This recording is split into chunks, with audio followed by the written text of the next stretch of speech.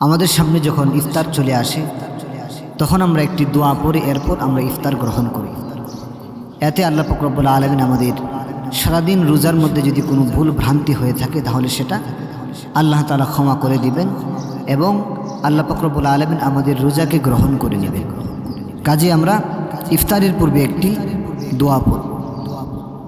ইফতারের পূর্বের সময়টা খুব গুরুত্বপূর্ণ একটি সময়, আল্লাহ পাক রব্বুল আলামিনের কাছে খুব পছন্দনীয় একটি সময়। কাজেই এই পছন্দনীয় সময়টাকে আমরা প্রত্যেকেই কাজে লাগানোর চেষ্টা করব। এই পছন্দনীয় সময়টা যেন হেলায় খেলায় না কেটে যায় সেজন্য আমরা চেষ্টা করব। ইফতার সামনে যখন চলে আসবে, ইফতার গ্রহণ করার পূর্বে আমরা পড়ে নিব আল্লাহুম্মা লাকা সুমতু ওয়া আলা রিজকিকা আফতারতু, আল্লাহুম্মা লাকা সুমতু ওয়া আলা রিজকিকা আফতারতু। খুব ছোট্ট একটি দোয়া, আল্লাহুম্মা লাকা সুমতু ওয়া আলা রিজকিকা আফতারতু। এই দোয়াটা আমরা ইফতারের পূর্বে পড়ে নিব।